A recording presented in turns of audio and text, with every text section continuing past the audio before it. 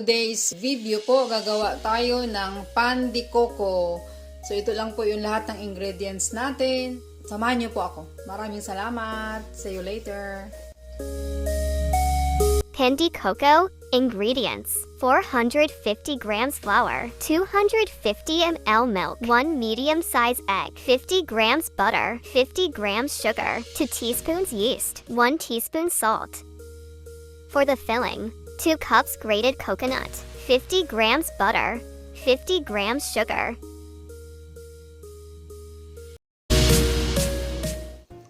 Magandang araw, magandang hapon, magandang gabi kung saan man kayo naroroon ngayon.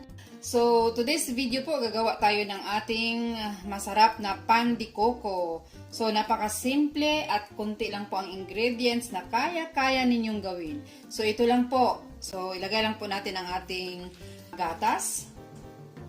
Pwede din naman kalahating gatas, kalahating tubig kung talagang gipit sa panahon. Tapos, isunod po natin ang ating butter.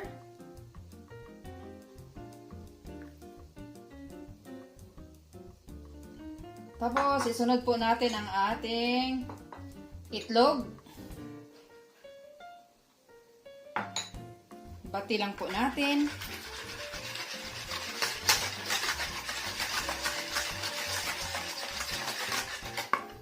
Tapos, isunod natin ang ating yeast.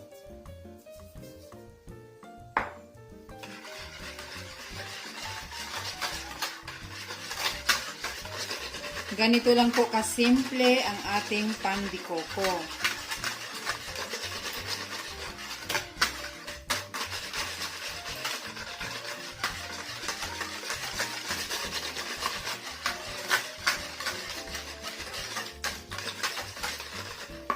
Lagay na natin ang ating sugar at ang ating asin.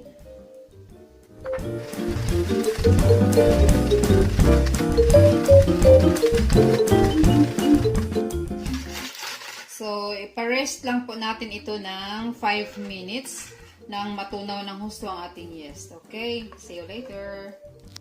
5 minutes later.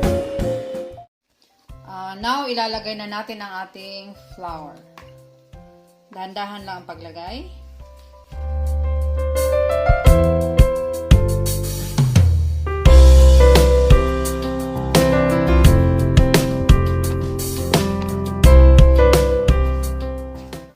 Tuloy lang natin hanggang mabuo natin parang isang bola ang ating base. So, ililipat na po natin sa ating board. Yan. Dito natin ipagpatuloy ang ating pagmamasa.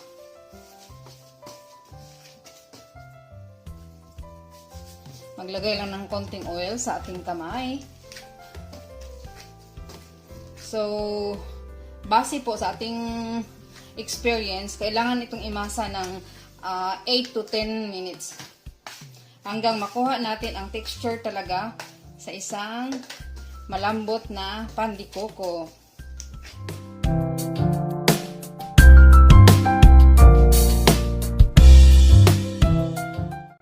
Pwede naman hindi kayo magwantis. Ako nagwantis lang ako dahil medyo bit ko lang po na magwantis. Kung di na kailangan. Okay?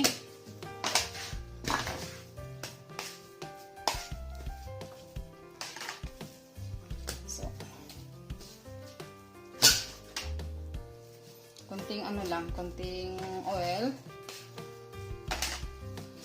Tapos konting ano lang din, yung masa ng old style. Ilang beses po.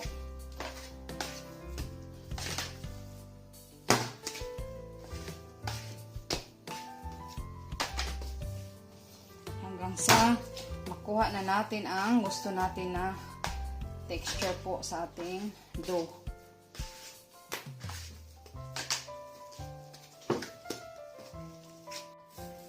So, ito na po yung ating dough. Okay, ang kinis-kinis, ang lambot-lambot at hindi na siya maghiwalay. So, Papatubo na po natin ito ng 45 minutes only to 1 hour. No? So, maglagay tayo ng oil dito sa ating bowl kung saan natin siya ipapa-rest. Tapos, ilalagay natin siya. Ang ganda-ganda niya. Ang gwapang-gwapa siya. Okay. Tapos, takpan lang natin ito ng film. Yung pelikula, film, or kung anong gusto nyo itakip. Filling time. Ito po yung ating filling. Ilalagay natin sa loob ng ating dough. Kung makita nyo, ito po yung niyog namin dito. Yung dried na siya. I'm sorry, pero wala kasi kaming fresh, no? Katulad dyan sa Philippines. Pero mas maganda kung yung gagamitin ninyo ay yung fresh na coconut. Ito po yung gagamitin ko dito. No? Sa pwesto po ng fresh coconut, so meron kaming ganito dito. So, butter at saka brown sugar. So, in a pan, tutunawin lang natin ang ating butter.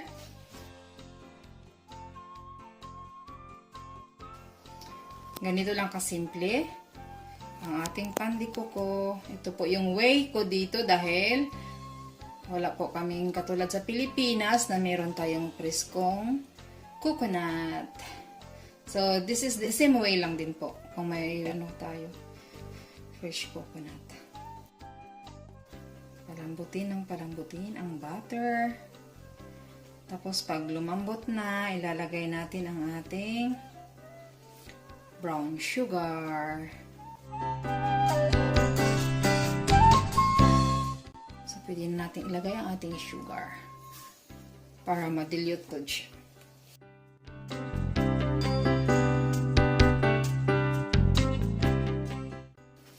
Then, pwede natin ilagay ang ating coconut.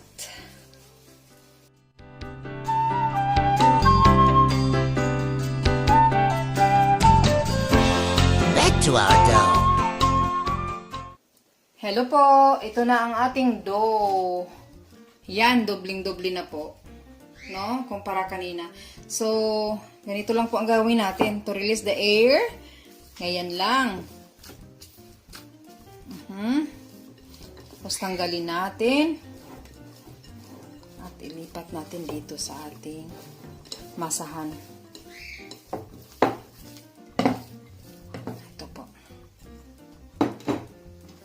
Ito na po ang dough ng ating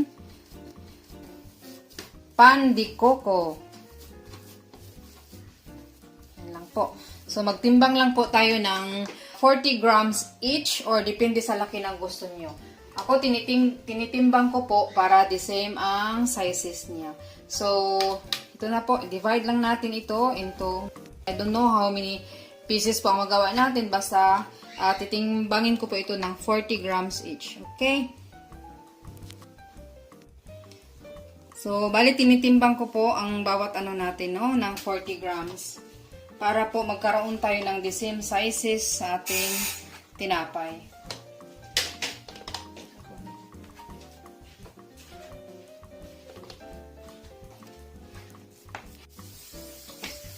Kung makita nyo habang gagawin natin ang bawat isa, tatakpan natin yung yung ibang dough para hindi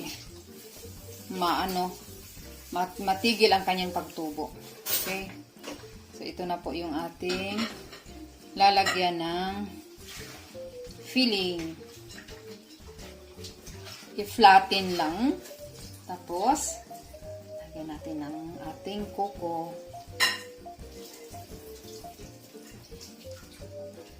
Lagay ako ng 1½ teaspoon po ang inilagay ko.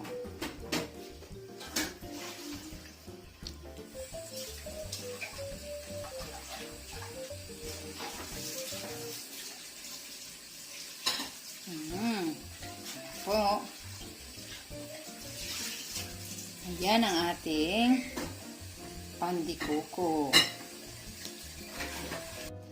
So, ganito lang gagawin natin. Kung may tinidor kayo, para ma-release ang kanyang air, hindi puputok. Okay.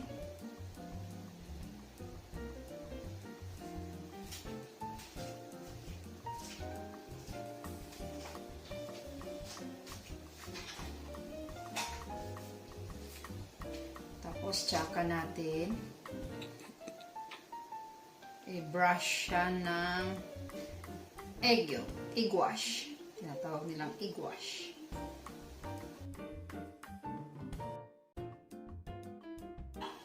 Ayan po. So, ngayon, lalagyan na natin ito ng egg wash. Ito lang po. Okay. Ganito kasimple ang ating pan de coco.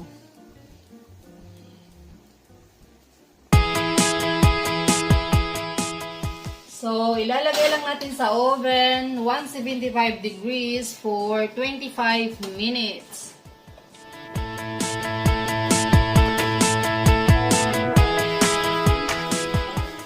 Five minutes more.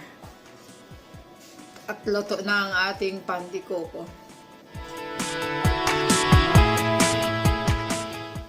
Ito na po ang ating pan de coco. Luto na.